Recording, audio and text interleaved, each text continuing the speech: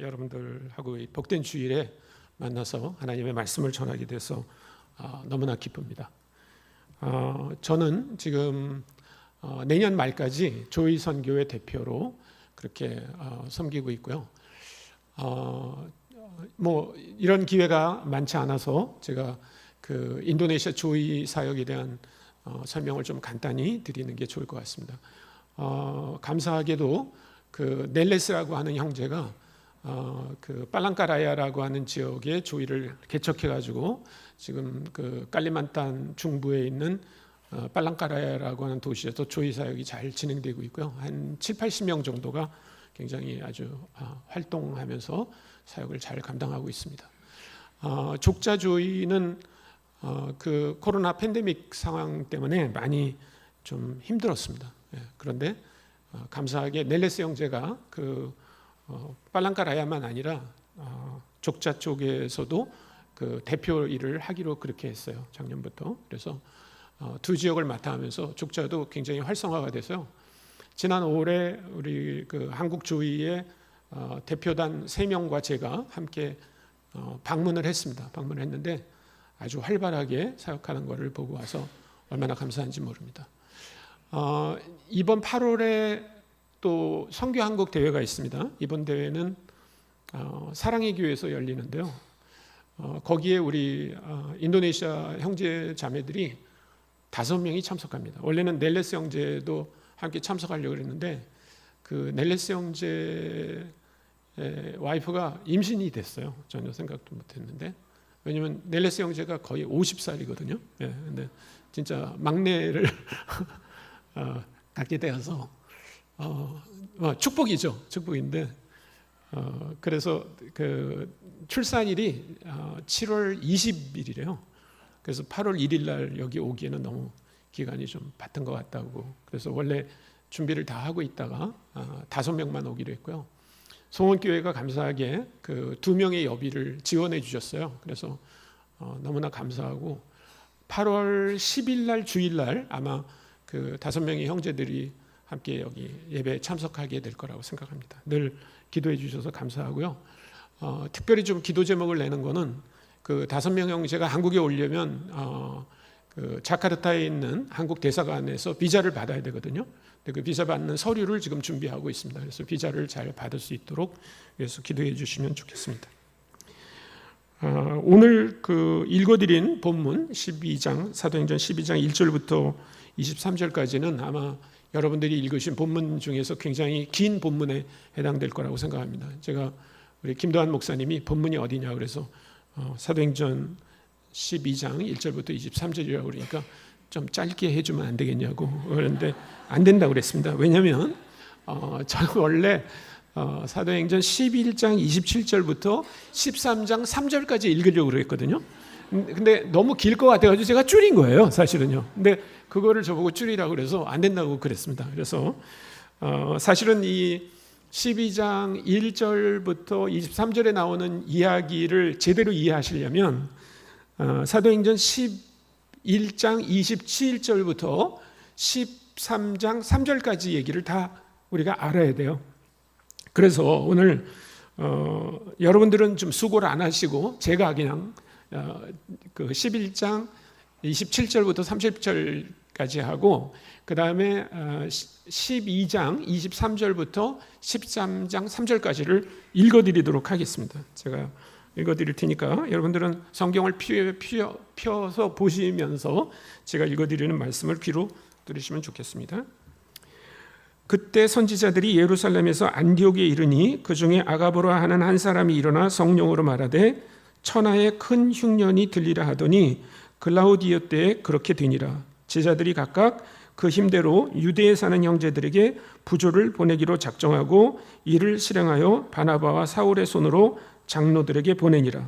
12장 24절부터 13장까지 읽도록 제가 읽어드리겠습니다. 하나님의 말씀은 흥왕하여 더하더라.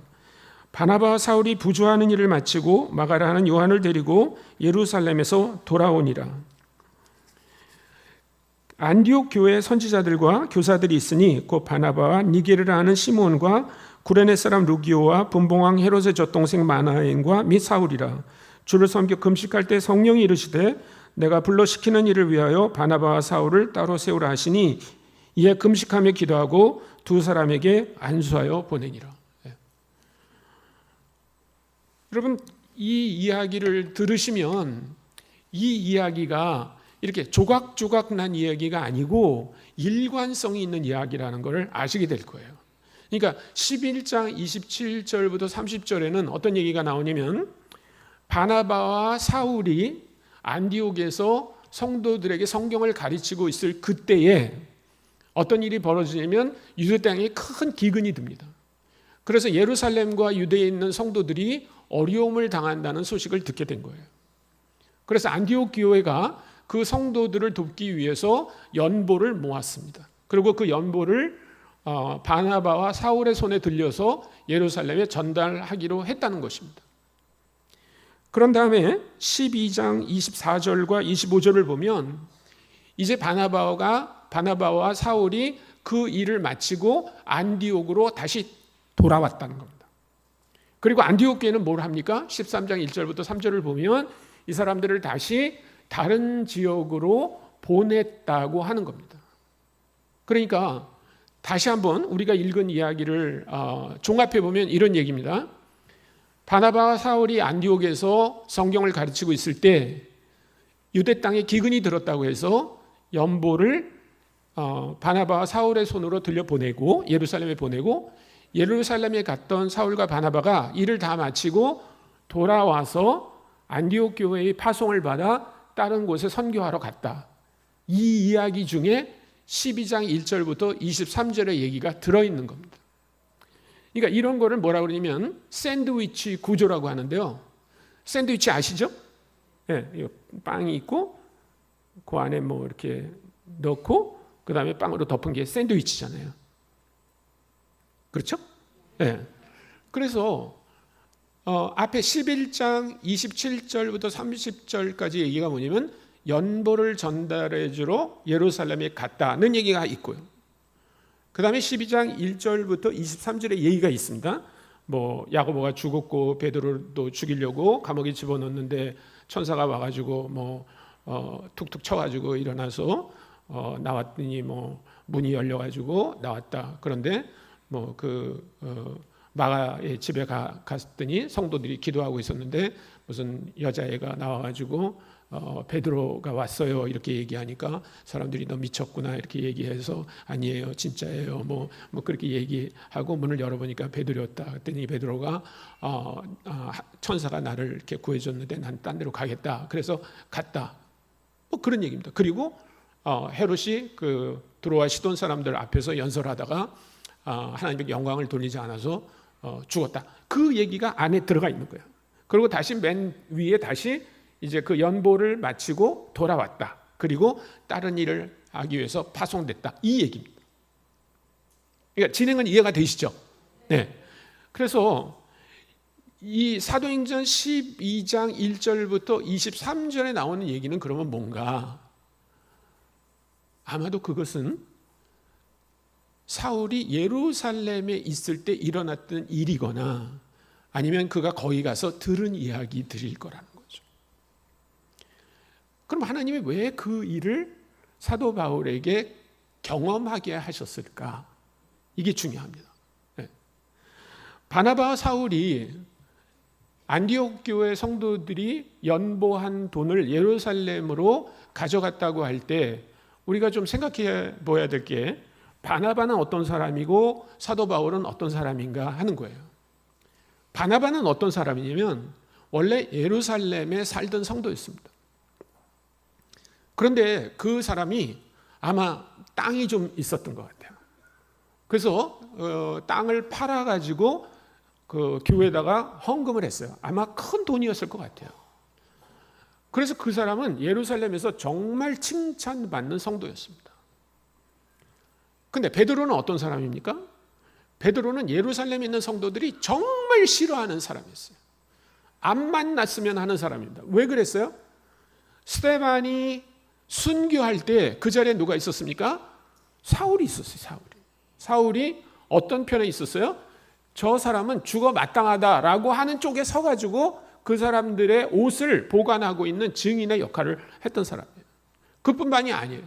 예수만 믿는 사람들이 있자 사울과 그 일행이 돌아다니면서 그들을 잡아다가 예루살렘에 끌고 와서 옥에 넘기고 이랬던 일을 하는 사람이에요.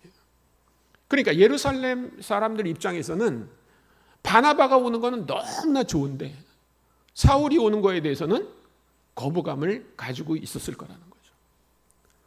그래서 아마 제가 볼 때 사울이 굳이 연보를 가지고 예루살렘에 갈 이유가 있었을까 이런 생각이 듭니다. 바나바가 열심히 사울을 설득해서 같이 가자 그래서 갔던 게 아니었을까 저는 그렇게 생각합니다. 그러면 바나바는 왜 사울을 그렇게 설득해서 예루살렘으로 꼭 이런 기회에 데려가야 됐을까? 저는 두 가지 이유가 있었다고 생각하는데요. 하나는 뭐냐면 바울이 앞으로 굉장히 큰 일을 하게 될 때 예루살렘 교회로부터 인정받는 게 굉장히 중요하잖아요. 그렇죠? 처음에 우리가 사도행전 9장을 보면 바울이 그 다메섹으로 가다가 예수님을 만났는데 이 사람이 워낙 악평이 있는 사람인데 자기가 예수 믿었다고 교회에 나타나니까 사람들이 다 꺼려했어요. 만나지 않았어요. 근데 그 사람을 받아준 사람이 누구예요? 바나바밖에 없었어요. 그래서 바나바가 사도들에게 데려가려고 했었는데 그때 마침 어떤 일이 벌어지냐면 사울과 함께 예수 믿는 사람들을 핍박하던 사람들이 이제는 이 사람이 완전히 배신자가 됐으니까 이 사람을 죽여야 되겠다고 이렇게 모의를 했어요. 그 모의 소식이 들려지자 성도들이 어떻게 했습니까? 이 사람을 자기 고향인 다소로 보냈던 겁니다. 그래서 다소에 가 있다가 사도행전 11장에 보면 이 흩어진 사람들이 안디옥에 와서 교회를 세운 다음에 바나바가 거기 와서 성경을 가르치다가 여기는 사울이 와서 함께 하면 좋겠다. 그래서 다소에 가서 바나바가 사울을 데리고 와서 안디옥에서 사역을 하고 있었어요. 그러니까 바나바 생각에는 이번 기회가 굉장히 사울에게 좋은 기회일 거다. 예루살렘에 있는 성도들로부터 이 사람을 공식적인 어떤 사역자로 인정할 수 있는 좋은 기회였을 거라고 생각합니다. 그것이 제가 볼 때는 바나바의 생각이었던 것 같아요. 그런데 제가 이 성경을 묵상하다가 생각한 것은 하나님의 의도가 있었던 것 같아요. 그럼 하나님의 의도는 뭐였을까? 하나님의 의도는 예루살렘에 사도 바울을 보내가지고 우리가 오늘 읽었던 사도행전 12장 1절부터 23절에 나오는 일들을 목도하게 하셨다는 거예요. 목도하게 하셨다. 그러면 사도 바울이 우리가 읽었던 이 말씀들을 통해서 과연 어떤 생각을 갖게 됐을까 하는 거예요. 저는 한 세 가지 정도를 생각하지 않았을까 생각합니다. 제가 오늘 성경을 여러 군데 좀 펴볼 건데요. 또 김도한 목사님이 모든 성경을 다 여기 그 화면에 보여주겠다고 그래서 제가 하지 말라고 그랬습니다. 왜냐하면 저는 성도님들이 직접 성경을 보는 게 굉장히 중요하다고 생각해요. 그래서 제가 다른 교회 가서도요, 이 화면에 제가 읽는 성경을 올려주겠다 그러면 하지 말으라 그래요. 그래서 우리가 같이 성경을 봐야 된다고. 그래서 김도한 목사님이 오늘 굉장히 많이 당황하셨을 거예요.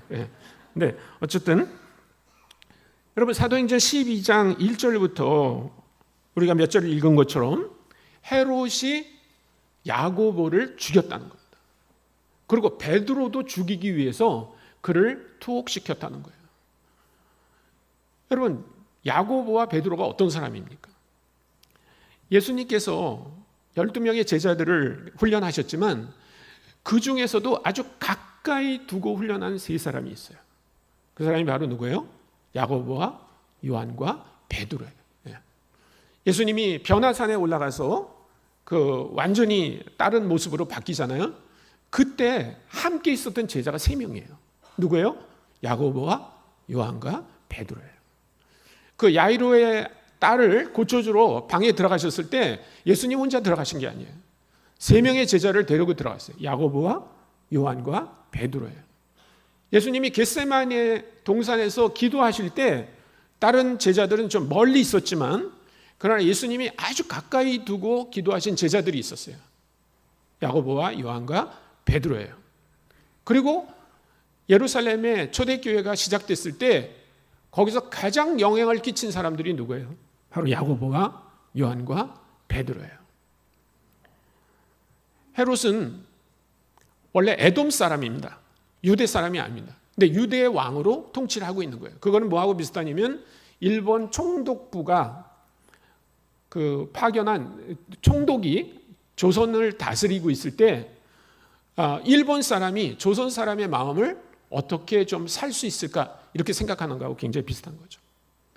근데 가만히 보니까 그 당시에 유대인들이 아주 싫어하는 집단이 만들어진 거예요. 그게 누구냐면 바로 예수를 믿는 사람들입니다. 그래서 이 사람들 중에 리더를 제거하면 유대인들이 좋아하겠다 이런 생각을 했던 것 같습니다. 그래서 야고보를 죽였어요. 그리고 베드로도 죽이기 위해서 투옥시켰다는 것입니다.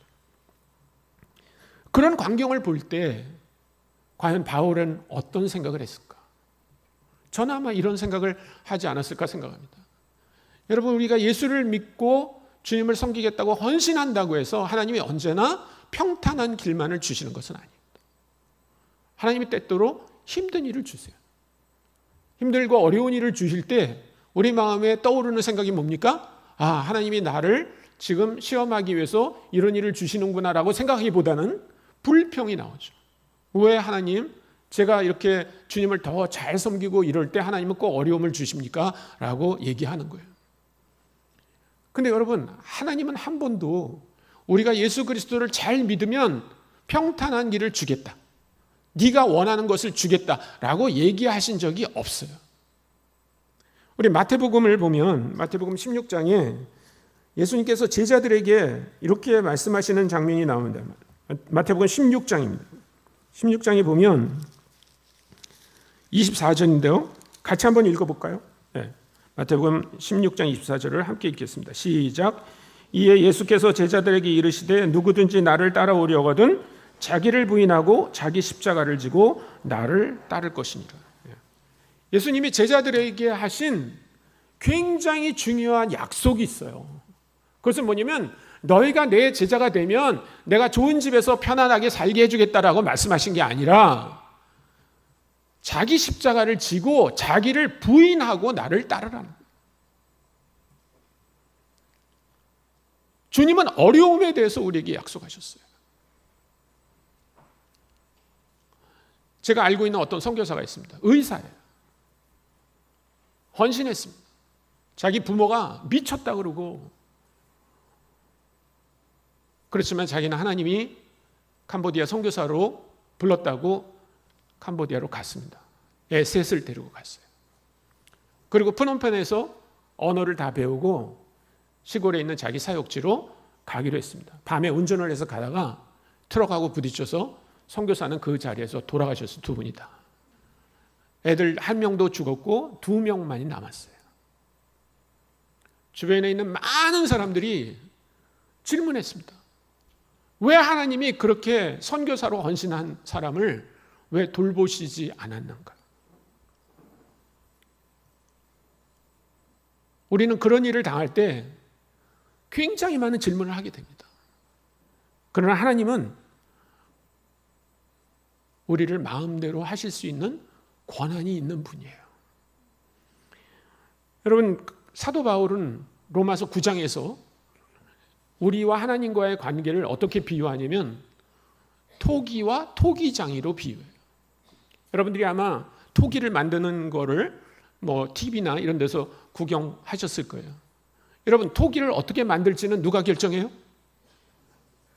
토기장이가 결정하는 거지 토기가 결정하는 게 아니에요.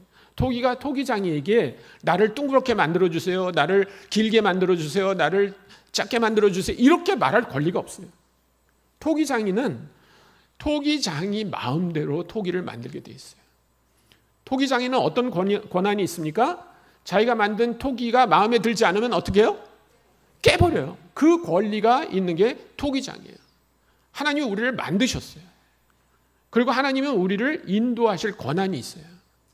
그렇기 때문에 제자라고 하는 것은 하나님께 뭔가를 요구하는 사람이 아니라 하나님이 나를 어떻게 인도하시든 그것을 따라갈 준비가 되어 있는 사람입니다.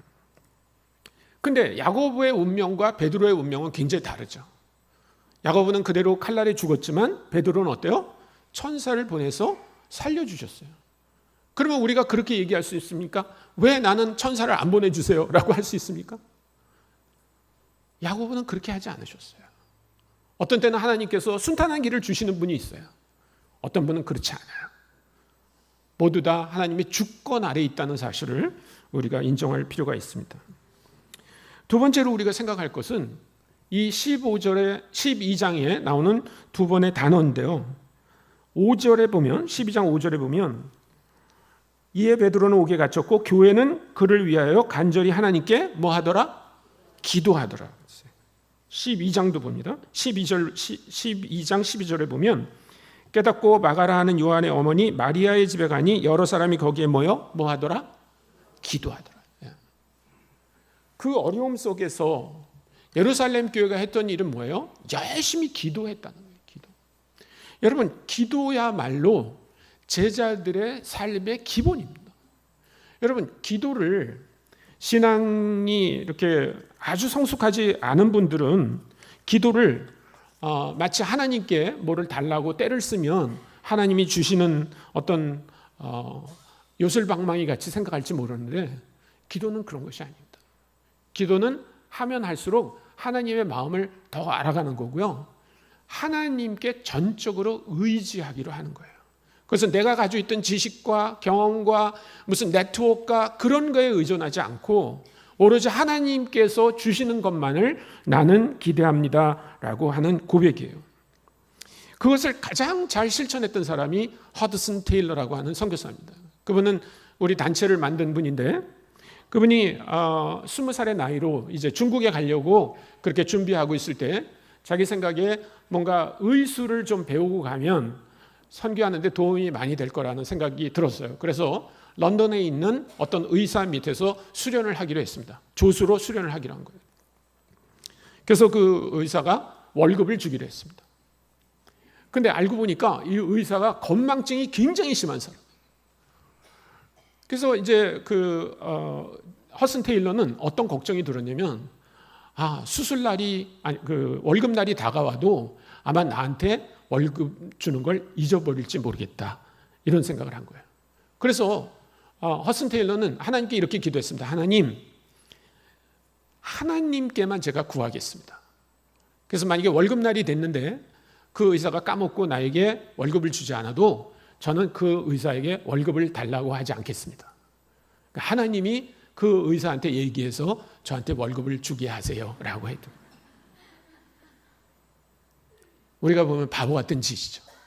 아니 자기가 한 달 동안 일하면 당당하게 사장에게 가서 요구할 수 있는데 그렇게 안 한 거예요. 드디어 월급날이 됐습니다. 이 의사는 이제 보통 이런 습관을 갖고 있는데요. 6시에 이제 문을 닫으면 10분 전에 자기가 받았던 모든 진료비를 전부 허슨 테일러에게 주고 허슨 테일러에게 그 길 건너편에 있는 은행에다 다 입금시키고 돌아오라 그래요. 그리고 문을 닫고 퇴근하는 겁니다. 근데 월급날이 됐어요. 자, 의사가 진료비 받은 거를 전부 모아가지고 허슨 테일러에게 주면서 은행에다가 전부 입금시키고 돌아오라고 그랬어요. 허슨 테일러가 오늘이 월급날인데요 라는 말 하고 싶었을까요? 안 하고 싶었을까요? 하고 싶었겠죠. 자기는 돈이 없어서 이제 내일부터 굶어야 될지도 모르는데 그 말 하고 싶었겠죠. 근데 자기는 하나님을 의지하는 게 뭔가를 훈련하고 싶었어요. 그래서 아무 말도 없이 돈을 은행에다가 집어넣고 돌아왔습니다. 의사가 문을 닫고 나가려고 하는데 마차가 나왔어요. 그러더니 사람이 허겁지겁 내리더니 제가 늦지 않게 왔네요. 그러면서 제가 얼마 전에 그 진찰을 받고 진료비가 모자라서 못 내고 갔는데 돈을 가져왔다고 그런 거예요. 그러니까 의사가 황당해하면서 아니 나는 벌써 돈을 다 입금시켰고 내 클리닉에는 전혀 돈을 둘 생각이 없는데 이걸 어떻게 하면 좋지? 라고 고민하다가 생각난 거예요. 아니 허슨 테일러 오늘 당신 월급날 아니에요? 맞다고. 근데 왜 말하지 않았어? 그러면서 그 돈을 줬어요. 허슨 테일러는 계속 그렇게 살았어요. 그는 하나님께만 구하고 사람에게 구하지 않기로 했습니다. 그것이 믿음 선교, 소위 영어로 faith mission이라고 하는 거에 아주 굉장히 중요한 원리가 됐어요. 우리가 주님의 제자라고 말할 때 우리가 해야 할 일은 뭐냐면 내가 가지고 있는 지식과 경험과 네트워크가 그런 거를 다 내려놓고 하나님이 정말 어떻게 일하시는가를 보는가. 그것이 바로 기도의 생활이라고 생각합니다. 마지막으로 20절부터 23절을 한번 보겠습니다. 헤롯이 두로와 시돈 사람들을 대단히 노여워하니 그들의 지방이 왕국에서 나는 양식을 먹는 까닭에 한 마음으로 그에게 나와 왕의 침소 맡은 신하 블라스도를 설득하여 화목하기를 청한지라.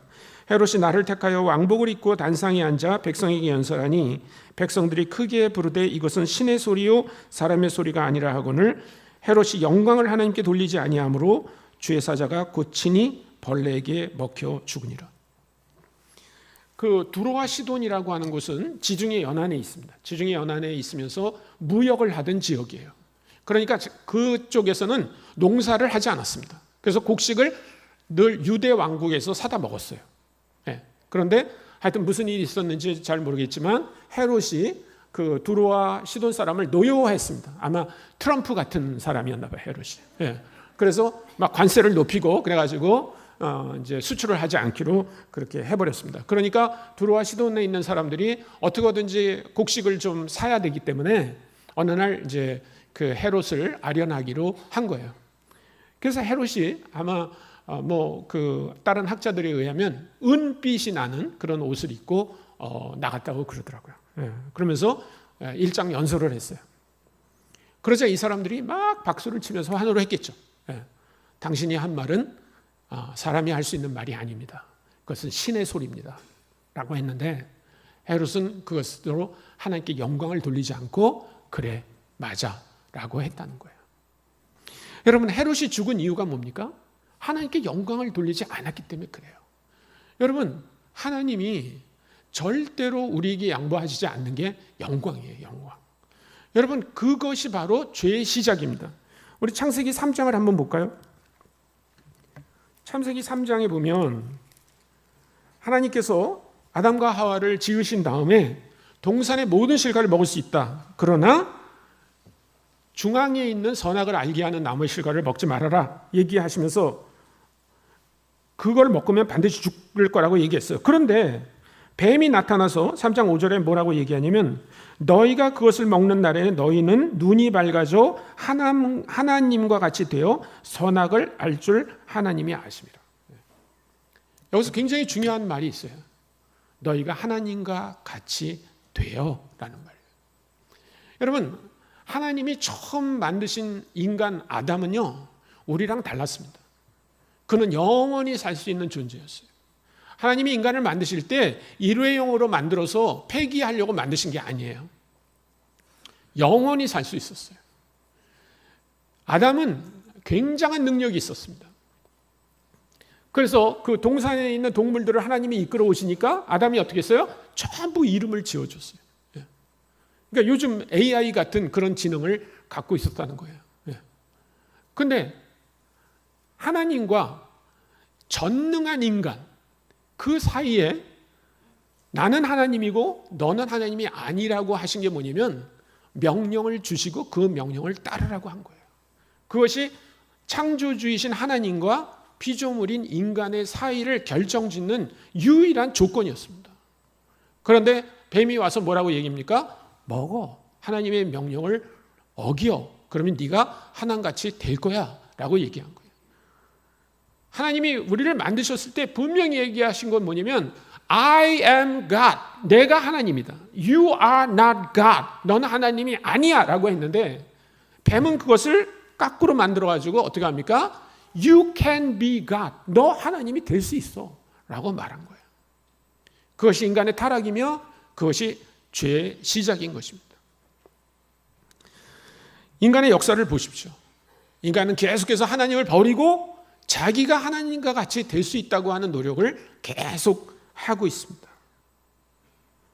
헤롯도 마찬가지인데 헤롯만 그런 게 아닙니다. 우리 모든 인간이 그래요. 예수 그리스도를 믿어도 우리 안에 영광을 취하려고 하는 마음이 조금씩 있어요. 그런데 하나님은 성경에 아주 단호하게 말씀하셨습니다. 그 영광은 절대로 너희가 취할 것이 아니라고 하셨어요. 이사야서 42장입니다. 같이 한번 읽어볼까요? 이사야 42장 8절 말씀입니다.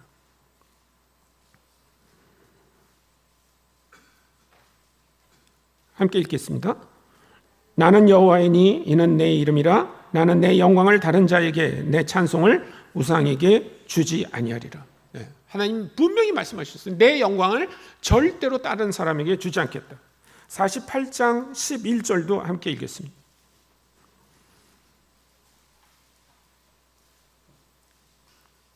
같이 읽겠습니다. 나는 나를 위하여 이를 이룰 것이라. 어찌 내 이름을 욕되게 하리요 내 영광을 다른 자에게 주지 아니하리라. 주님이 분명히 말씀하시죠. 여기뿐만이 아닙니다. 성경을 보면 하나님께서 인간들에게 자비하시고 굉장히 많은 걸 베풀어 주시지만 그 영광은 절대로 취하지 않게 하신다는 거예요.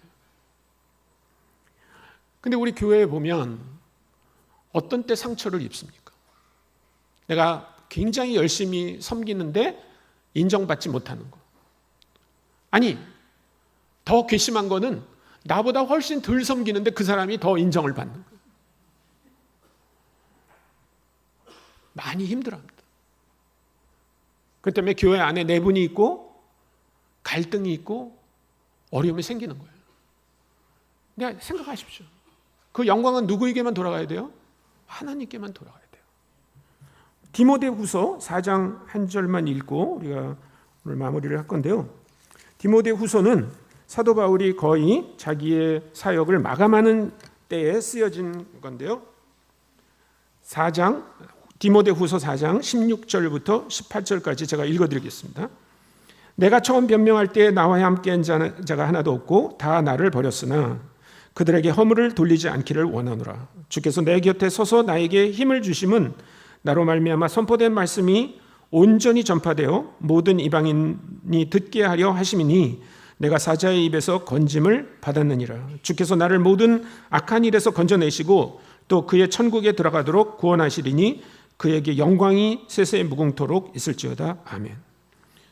여러분, 사도 바울이 굉장히 훌륭하고 유명한 선교사라고 생각하지만 그러나 그의 25년 정도의 사역을 마무리하는 시점에서 우리가 돌아본다면 그의 사역은 그렇게 대단하지 않아요.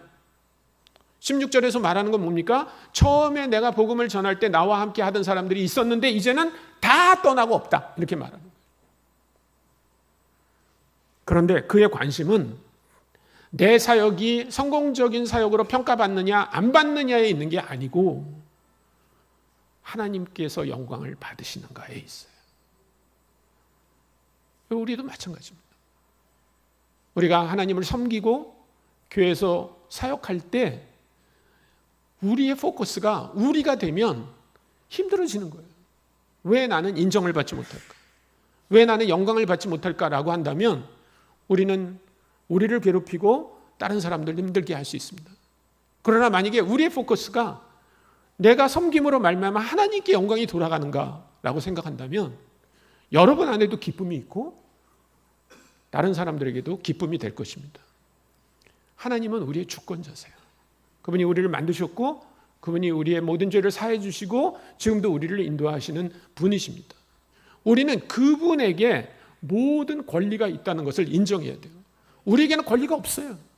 우리는 그분이 하시는 대로 따라갈 뿐입니다. 그것을 인정하는 것이 저는 온전한 제자라고 생각합니다. 함께 기도하겠습니다. 하나님 아버지, 오늘 사랑하는 소원교회에 와서 귀한 성도님들과 함께 오늘 사도행전 12장에 있는 이 말씀을 나눴습니다. 하나님께서 사도 바울을 귀하게 쓰기 위해서 단순히 그에게 성경의 지식만 주신 게 아니라 예루살렘에 가서 경험했던 것들을 보며 진정한 제자가 무엇인가를 깨닫게 하시고 그에게 더 큰 일을 맡기신 것처럼 하나님 아버지, 오늘 이곳에 모이는 귀한 성도님들의 삶을 다시 한번 돌아보면서 주님, 우리가 주님으로부터 받은 것들을 우리의 것으로 생각하지 않고 그것은 주님께로부터 왔으며 또 주님이 언제나 가져갈 수 있음을 고백하게 하여 주옵소서. 우리가 기도할 때마다 하나님께서 뭔가를 달라는 것이 우리의 목표가 되는 것이 아니라 하나님이 어떻게 일하시는가를 보는 성숙한 믿음의 사람들을 되게 하여 주옵소서. 아버지 하나님, 우리가 권리가 없으며 하나님만이 권리가 있고, 그래서 모든 영광은 주님께 돌아가야 된다고 하는 그런 생각이 우리를 사로잡아 우리가 무슨 일을 하든 언제나 주님만 생각하고 우리 자신에게서 시선을 떼어내는 그런 참된 제자로 살게 하여 주옵소서. 감사드리며 우리 구주 예수 그리스도의 이름으로 기도했습니다. 아멘.